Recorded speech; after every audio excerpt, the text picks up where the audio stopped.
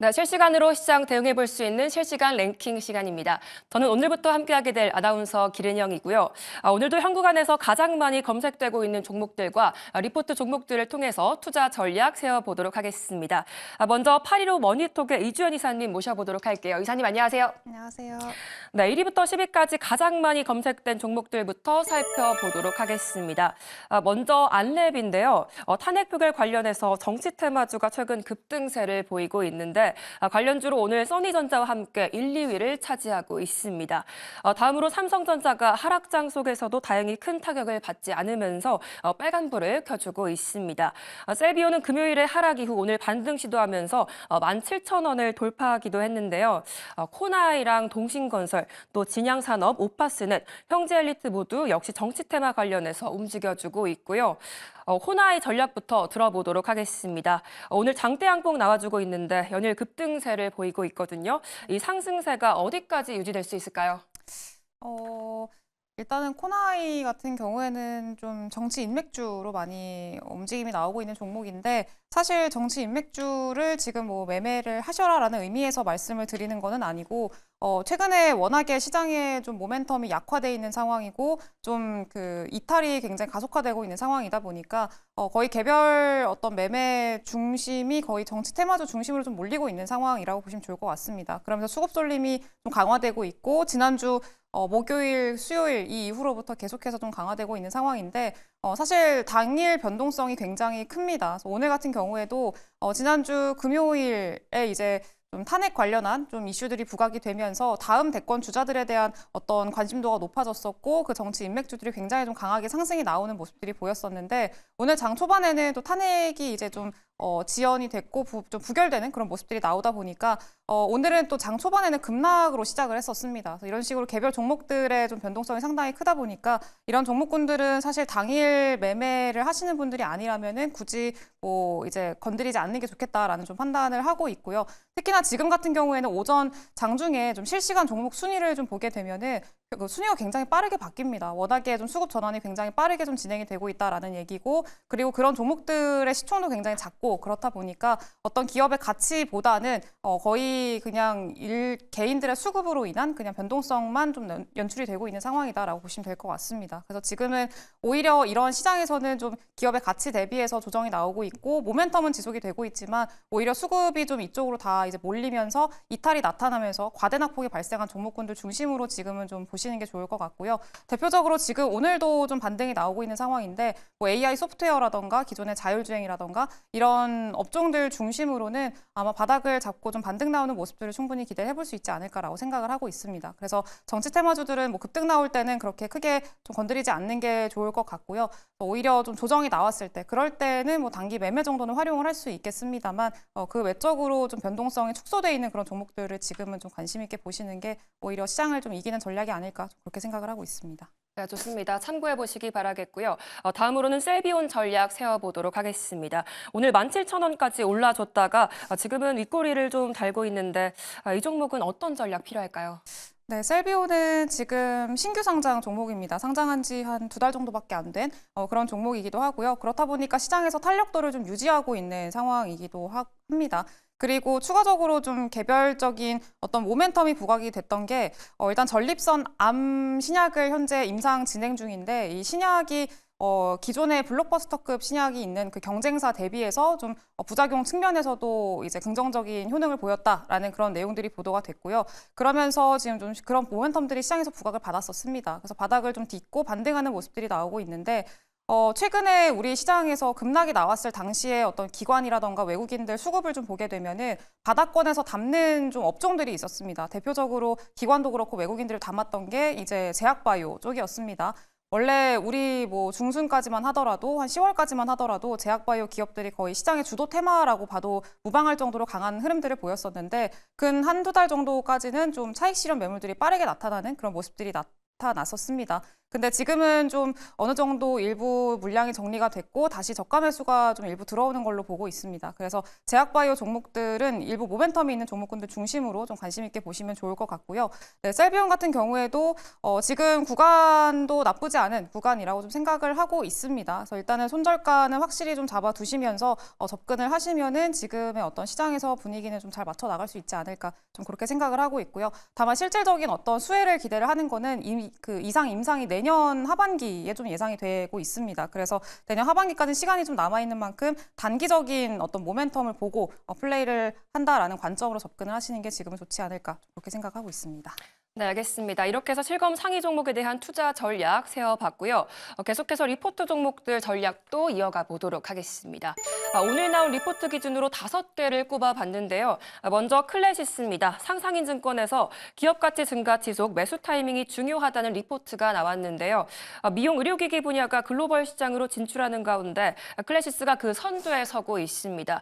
리포트에는 내년에도 수출 중심의 성장 전망과 함께 목표가를 6만 원으로 상향하는 의견 나왔고요. 이러한 배경에는 매출 고성장과 이루다 인수합병이 꼽혔는데요. 다만 최대 변수로 지분 매각 이슈가 부각되는 만큼 이러한 점까지 참고해 보셔야겠습니다. 다음으로는 NC소프트인데요. 한국투자증권에서 아쉬움을 넘어선 실망감이라는 리포트가 나왔습니다. 최근에 나왔던 신작 게임이 기대감에 못 미치면서 실망스러운 성과라는 분석이 나왔는데요. 시장에서 인정받는 결과물을 출시하기 전까지는 보수적인 시각을 유지한다는 평가와 함께 중립 의견 주셨고요. SK하이닉스입니다. 유진투자증권에서 초현실적 리스크에 막힌 메모리 우등생이라는 리포트가 나왔습니다. 리포트에는 최근 코리아 디스카운트의 요인으로 대주주 리스크와 정치 지도자 리스크를 꼽았습니다. 최근 반도체 업황이 수출 통제와 함께 정치적 리스크도 더해지면서 둔화하는 모습 보이고 있죠. 유진투자증권에서도 목표 주가 하향 의견 주셨습니다. 다음으로 SAMG 엔터입니다. NH투자증권에서 두근두근 캐치 실적핑이라는 귀여운 제목의 리포트가 나왔는데요. 사랑의 하츄핑이라는 영화 매출과 또 성수기 효과로 흑자 전환이 기대된다는 내용입니다. 주가 반등을 기대한다는 평가도 더해 주셨고요. 기업은행은 NH투자증권에서 다소 아쉬웠던 기업가치 재고 계획이라는 리포트가 나왔습니다. 외국인 비중이 큰 은행주가 최근 큰 폭으로 하락했다가 금요일에 좀 올라와 주나 싶었는데 다시 약세를 보이고 있고요. 리포트에서는 재고 계획을 발표한 점은 긍정적이나 내용이 다소 아쉽다고 판단하고 있습니다. 이 가운데 먼저 SK하이닉스부터 여쭤보도록 할게요. 최근에 좀 올라와 주나 싶었는데 금요일에 다시 조정을 보였잖아요. 정치적 불확실성에 실적 전망치가 하향된 걸까요? 하나의 원인이라고 볼 수 있을 것 같고요. 워낙에 오늘도 그렇고 주말 사이에 좀 외신 쪽에서도 한국에 대한 어떤 한국 시장에 대한 좀 부정적인 이야기들이 좀 많이 나왔고, 그리고 아이비즈 쪽에서도 한국 시장의 단기적으로는 변동성이 불가피하니까 좀 매도를 추천한다라는 식의 어떤 리포트들이 굉장히 많이 발행이 됐었습니다. 그래서 이런 점들을 생각을 했을 때는 일단 SK하이닉스에 대한 목표 주가 하향이라던가 이런 것들이 일부 좀 지금의 정치적인 불확실성이 좀 영향을 미쳤다라고 보시면 좋을 것 같고요. 다만 이런 정치적인 리스크 자체는 시간이 지나면 해결이 되게 돼 있습니다. 결국에는 이 기업의 본질적인 가치, 그리고 지금 산업의 어떤 동향, 그리고 업황에 주목을 하는 게 중요할 것 같은데, SK하이닉스의 목표 주가 하향의 가장 큰 좀 리스크는 결국에는 내년의 어떤 실적 전망치가 좀 불확실하다라는 것 때문이라고 좀 보고 있습니다.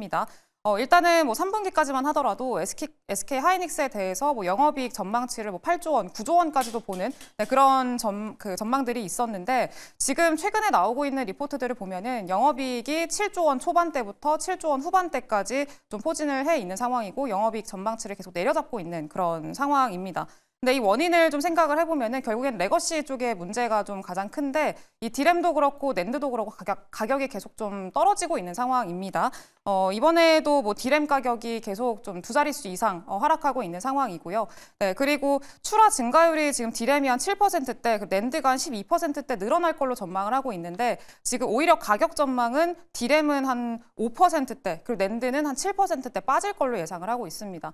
결국에는 지금 이 기업들의 재고 재고도 지금 늘어나고 있는 상황이고 특히나 낸드 쪽에서 재고가 많이 늘어나고 있는 상황이고요. 재고가 마무리되는 게 내년 한 상반기 정도로 예상을 하고 있는데 내년 하반기에는 그러면은 반등을 할 수 있느냐 여부에 대해서는 결국에는 중국의 과잉 생산이 어느 정도 마무리가 될 것이냐 여부에 따라서 결정이 된다라는 것들을 생각을 하면은 아직까지 너무 불확실합니다. 그래서 데이터를 계속 좀 확인을 해봐야 될 필요성은 있을 것 같고요. 그리고 PC라던가 모바일 수요 자체도 여전히 좀 부진한 그런 상황들이 지속이 되고 있어서 이런 것들도 좀 상방을 제한하는 요소로 작용을 하고 있다. 이렇게 좀 보셔야 될 것 같습니다. 다만 지금 현재 주가 자체는 좀 메리트 있는 매력적인 가격대가 오면은 충분히 매수 관점으로는 볼 수 있을 만한 그런 구간이라고 생각을 하는데 SK하이닉스는 오늘 리포트가 보도가 된 거를 보더라도 메모리 우등생이라는 제목이었었죠. 이것도 굉장히 좀 잘 표현한 그런 제목이 아닐까라고 생각을 하는데 어찌 됐든 간에 메모리 기업들 중에서는 가장 선방을 하고 있고 가장 지금 독점적인 지위를 가지고 가고 있는 기업이 SK하이닉스이기도 합니다. 특히나 AI 반도체 HBM은 여전히 수요가 좀 강력하다라는 것들을 보여주는 모습들이 최근에 나타났었고요. 그 일론 머스크의 XAI 같은 경우에는 이번에 블랙웰 엔비디아의 블랙웰 칩을 좀 긴급 주문을 했다라는 내용들도 보도가 됐습니다. 그래서 100만 개를 탑재한다라는 내용들 나왔었고요. 긴급 주문을 한다는 거는 결국에는 웃돈을 주고 구매를 해야 된다라는 거기 때문에 어쨌든 뭐 마진이라던가 이익 측면에서는 상당히 긍정적인 내용이라고 볼 수가 있을 것 같고요.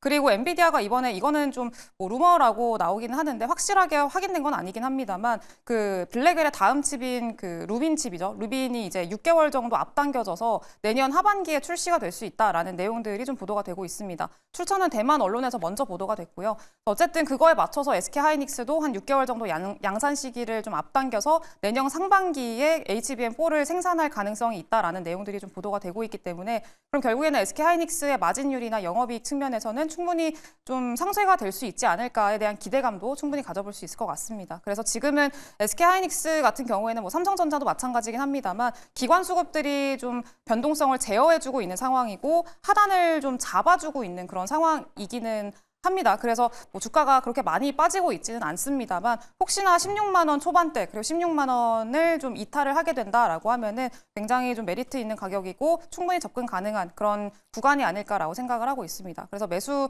접근은 좀 조정 시에 하면은 좋겠다라고 판단을 하고 있고요. 한 18만 원에서 19만 원 정도 사이까지는 충분히 단기적으로는 기대를 해볼 수 있을 만한 구간이 열리지 않을까 좀 그렇게 판단을 하고 있습니다. 네, 여전히 매수 의견으로 볼 수 있다라는 말씀 주셨습니다. 마지막으로 한 종목 더 보도록 할게요. NC소프트가 신작 게임에 대한 실망감으로 중립 의견 나왔는데 주가가 연일 급락을 보이고 있잖아요.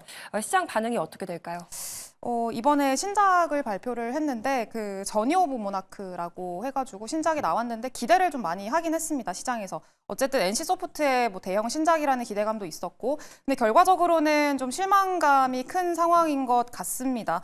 지속적으로 이 NC소프트의 신작이 좀 흥행을 실패하는 물론 아직 신작이 공개된 지 얼마 안 됐기 때문에 조금 더 지켜보긴 해야겠습니다만 초기 반응은 그렇게 좋지는 못합니다. 그래서 워낙 좀 과금을 유도한다던가 그리고 기존의 게임과 별 다를 게 없다라는 평가들이 좀 주를 이루고 있는 상황이고요. 그렇다 보니까 계속 좀 지속적으로 개발 역량에 대한 의문이 유입이 되고 있고 그런 것들이 주가상으로 반영이 되고 있습니다. 그래서 리니지 W 이후로는 거의 시장의 기대치를 상회한 그런 게임이 아직까지 좀 부재한 상황이라는 게 가장 큰 리스크라고 보시면 좋을 것 같고요. 그러면서 이번에 저니 오브 모나크가 내년 일평균 매출액이 한 2조 3천억 원 정도를 예상을 했었는데 이번 증권사에서는 1조 원대 초반으로 아예 하향 조정을 했습니다. 그래서 그만큼 좀 실망감이 있다라고 보시면 좋을 것 같고요.